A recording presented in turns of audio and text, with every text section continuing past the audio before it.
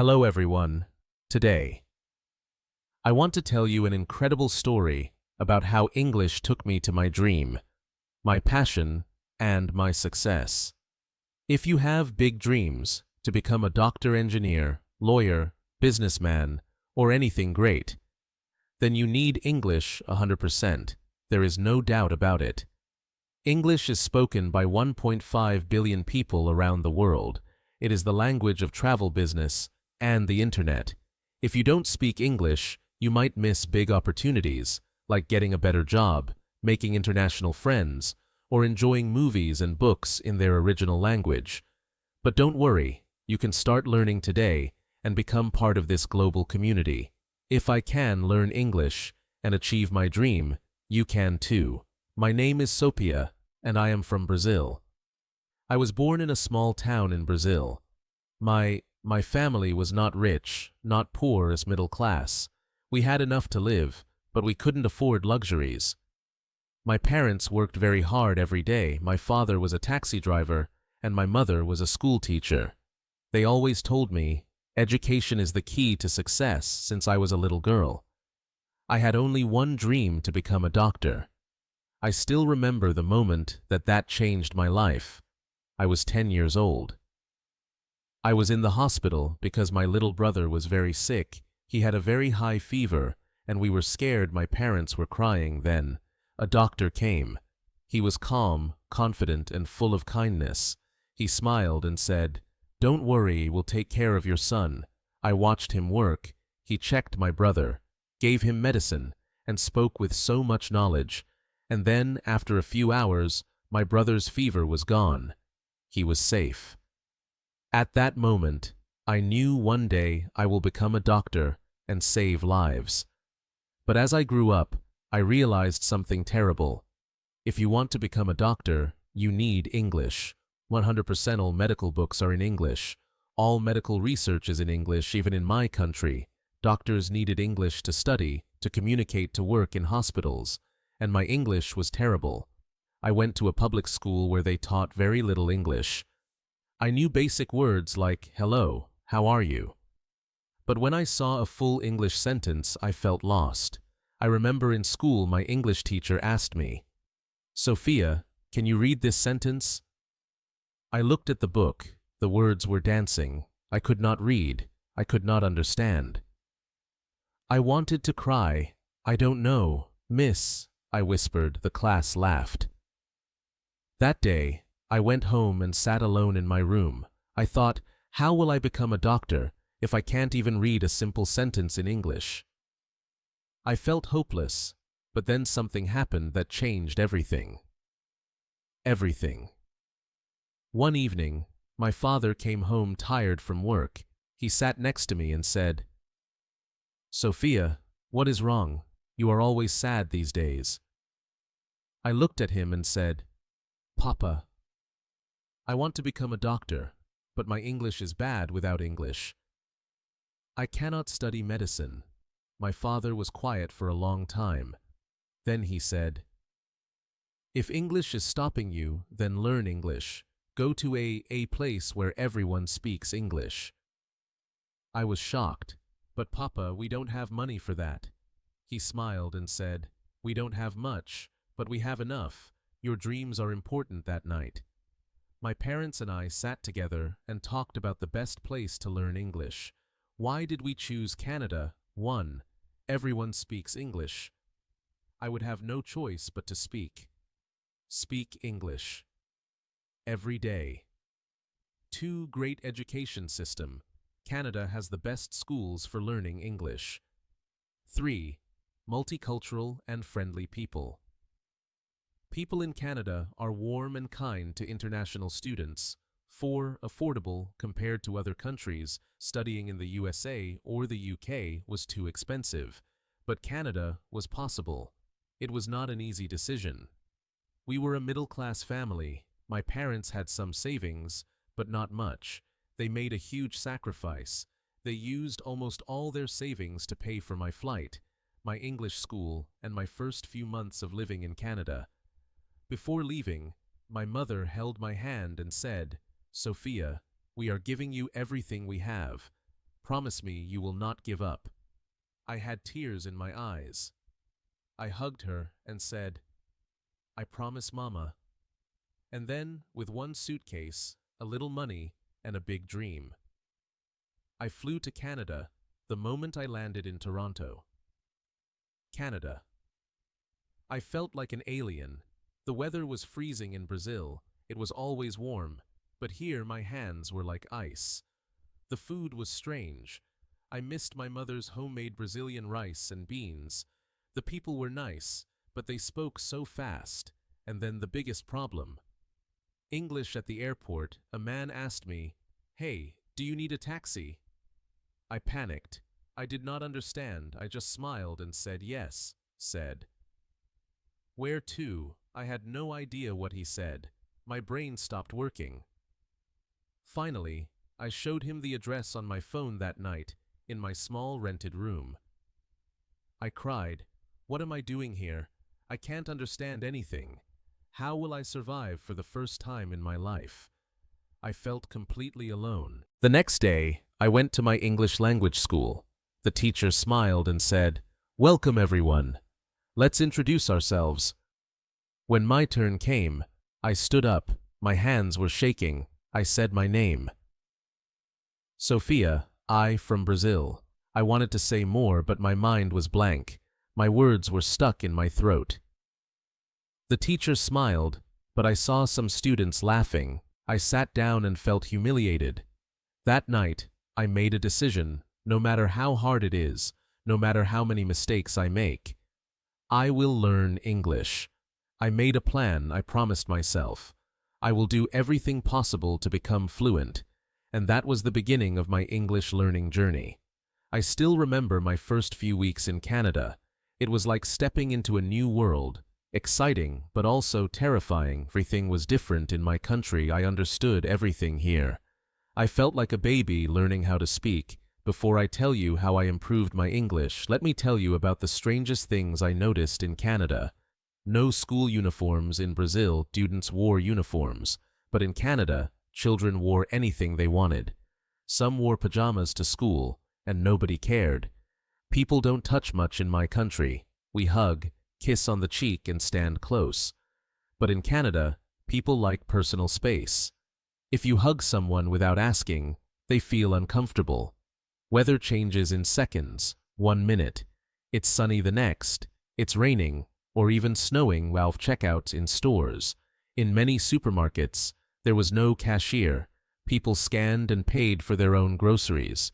People say sorry for everything, even if you step on their foot. They say sorry.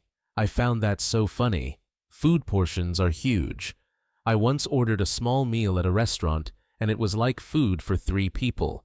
But the biggest shock was, the English people spoke so fast and used slang I had never heard before in school. I learned proper English, but in real life people said things like, "Want to grab a coffee? Want to get a coffee?" I'm down for that. I agree. That's so lit. That's amazing. I felt like I had never studied English in my life. The second day in my English class, I was so nervous. The teacher gave us a simple writing task. I was excited. I can do this, I thought. But when she returned my paper, it was full of red marks. She said, "Sophia, your writing is good, but your sentence structure needs work. You think in Portuguese and translate to English. That's why it sounds strange." I felt frustrated. Speaking was even worse. The teacher asked me a question, and I knew the answer in my head. But when I opened my mouth, nothing came out. I felt like crying. Will I ever speak English fluently? I refused to stay weak in English. I knew that if I didn't improve, my dream of becoming a doctor would die. So I made a plan. Of a headphone trick, talking to myself in public. One of my biggest problems was speaking. I was too shy and afraid of making mistakes, so I found a solution. I put on headphones and walked around the city pretending I was on a phone call, but I was actually talking to myself in English. I described everything around me. I am walking on the street. The sky is blue. That woman is wearing a red coat. I am entering a cafe. I will order a coffee. This helped me think in English and practice without fear. B. The 3 new words, rule every day. I learned 3 new words and use them in a sentence. See no more subtitles.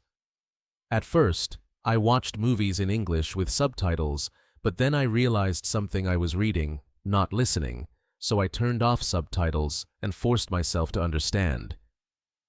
It was hard at first, but soon I started catching common words and phrases. One day, I went to a coffee shop and decided, today I will talk to someone in English, no matter what. I walked to the counter. The barista smiled and said, "Hey, what can I get you today?" My heart was beating fast. Don't panic. Sophia, you can do this. I took a deep breath and said, I would like a cappuccino, please. She smiled and asked, do you want it with almond milk or regular milk? I understood her. I quickly said, regular milk. Please. She gave me my coffee and said, here you go. Have a great day. And I replied, you too. It was a small conversation, but I felt like I had won a gold medal that day. I realized something important. English is not about being perfect. It's about being confident learning. English was one challenge, but surviving in Canada was another. Canada is expensive. Here's what I spent each month: rent for a small room. $800–100. I lived with a roommate to save money. Groceries. $250. I learned to cook at home to save money. Transportation. $120. A bus pass in Toronto. Phone bill. $50. English classes. $500. Per month, I worked part-time in a small cafe to pay my bills. It was tough. I woke up at 6 o'clock a.m., went to school, worked in the cafe, came home tired and still studied English. At night, I missed my family. I missed home, but every time I felt like giving up, I remembered my parents' sacrifice. I could not fail. The biggest turning point was when I stopped translating in my head. At first, my brain always did this. I hear a sentence in English, I translate it into Portuguese in my head. I think of an answer in Portuguese, then I translate it back into English. This took forever. But after 4 months of daily English exposure, something amazing happened. One day, I was in a grocery store. The cashier asked, do you need a bag? And without thinking, I said, no, I have one. Thanks. For the first time, my brain didn't translate. I realized I was finally thinking in English. If you are struggling with English, here is my advice. 1. Speak every day, even if you are alone. Use the headphone trick, like I did. 2. Stop translating in your head. Start thinking in English. 3. Talk to native speakers, even if it's scary, or surround yourself with English. Change your phone movies and music to English. 5. Don't be afraid of mistakes. Mistakes help you grow, and most importantly, never give up. I still remember the day everything changed for me. The day I realized, wow, I can actually speak English. But before I tell you that story, let me take you deeper into my life in Canada, the struggles, the weirdest things, and how I finally started speaking English like a native. I had been in Canada for 6 months, and my English was improving. I could understand people better. I could order food without feeling scared. I could even talk to my classmates, but I still had one big problem. I was terrified of talking to native speakers. Why? Because they spoke too fast, used too much slang, and I always felt stupid when I didn't understand something. I avoided conversations. If someone asked me something, I would just say yes or haha, yeah, even if I had no idea what they said. But I knew if I wanted to be fluent, I had to face this fear, so I made a crazy decision. One morning, I walked into my favorite coffee shop. I told myself, Sophia, today, you are going to have a real conversation with a native speaker. No running away. I stood in line, nervous, Then, a girl next to me smiled and said, "Geh, this line is so long, right?" I froze. This was it, my moment. I took a deep breath and said, "Yeah, it's really long." Then, she said, "I come here every morning, and it's always like this." My brain started panicking. What do I say? But instead of overthinking, I just said, "Oh, really? I just moved here, so I don't know." She smiled and said, "Oh, cool. Where are you from?" And just like that. We had a conversation for the first time. I wasn't translating in my head. I wasn't scared. I just talked. After that day, something clicked in my brain. I realized, I can actually do this. That moment gave me confidence, and confidence was the missing key. That I was confident, I wanted to take my English to the next level. I didn't want to just speak English. I wanted to sound like a native speaker, so I started doing something crazy, the shadowing method. I started copying everything I heard whenever I watched a TV show. I paused, repeated the sentence exactly like the actor, and tried to match their accent. Example: I hear the sentence, "Oh my God, that's insane." I pause and say it exactly the same way. "Oh my God, that's insane." Coping the tone, speed, and emotion. I did this for hours every day. At first it felt weird, but after 1 month my pronunciation improved so much. I also started keeping a notebook of my English mistakes. Every time I made a mistake, I wrote it down and corrected it. Example: I agree with you. I agree with you by reviewing my mistakes. Every day, I stopped repeating them. This was the hardest step for me, but I forced myself to make Canadian friends because I knew that was the fastest way to improve. Here's what I did. I joined local events. I went to free meetups for international students. 2. I used conversation exchange apps. I found Canadians who wanted to learn my language, so we did a language exchange. 3. I talked to my coworkers. I stopped being shy and started chatting with them more. And guess what? The more I talked to real Canadians, the more natural my English became. Even though my English was improving, it was still hard. I was always tired studying English. Working part-time and cooking my own food was exhausting. I missed my family. I couldn't visit home because flights were too expensive. I struggled with money. Even after 6 months, I still felt broke all the time. One day, I had only $5 left in my bank account.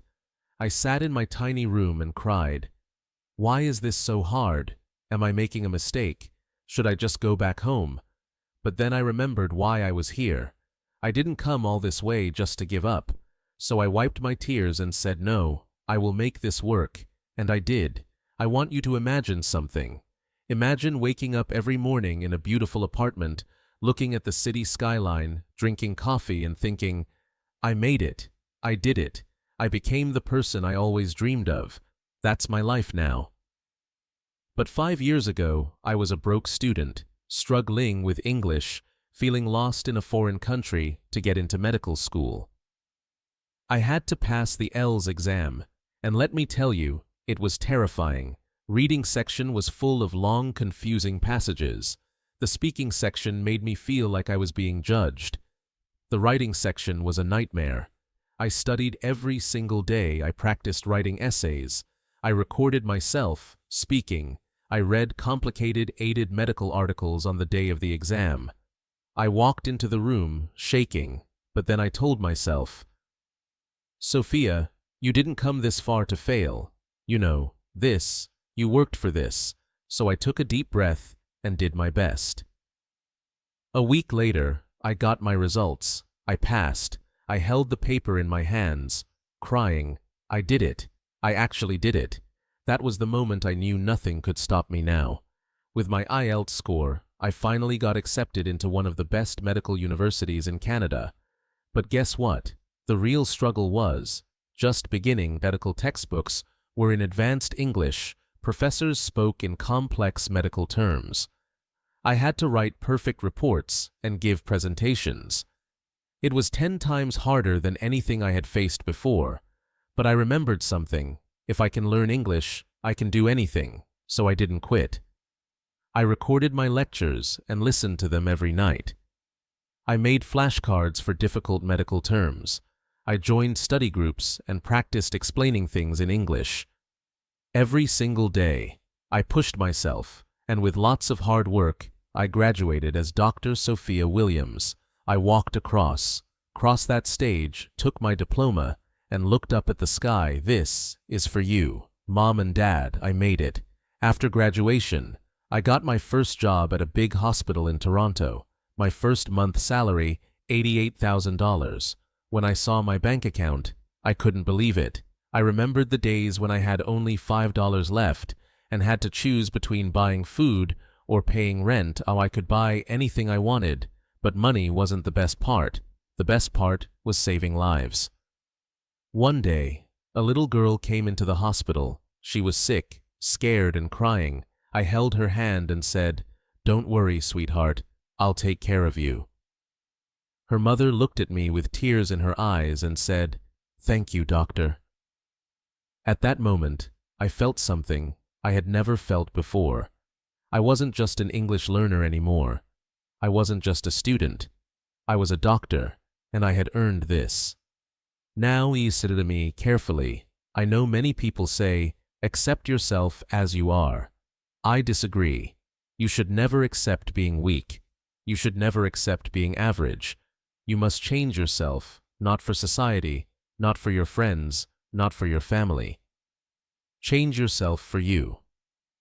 Because let me tell you something, nobody is coming to save you. Not your parents, not your teachers, not your boyfriend or girlfriend. Only you can change your life. When I was struggling, I could have made excuses.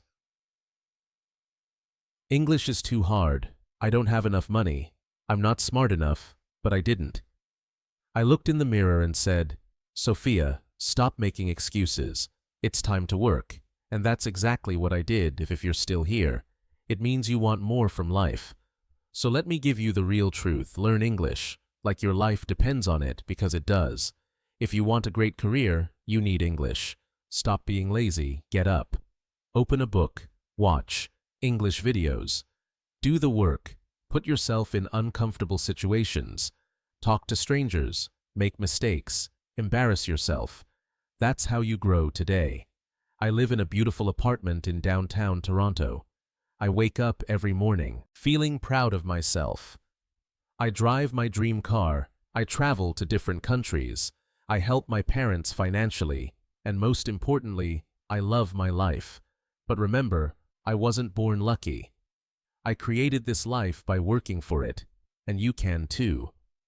If you're watching this video, you have two choices: close this video and do nothing. Stay the same. Keep making excuses, keep dreaming, but never acting. 2. Start working on yourself right now. Learn English every day. Improve yourself, change your life. The choice is yours. If you choose the second option, then subscribe to this channel, like this video, and let's start your journey today, because trust me, when you become the best version of yourself, it feels like the world is in your hands. Now, go change your life.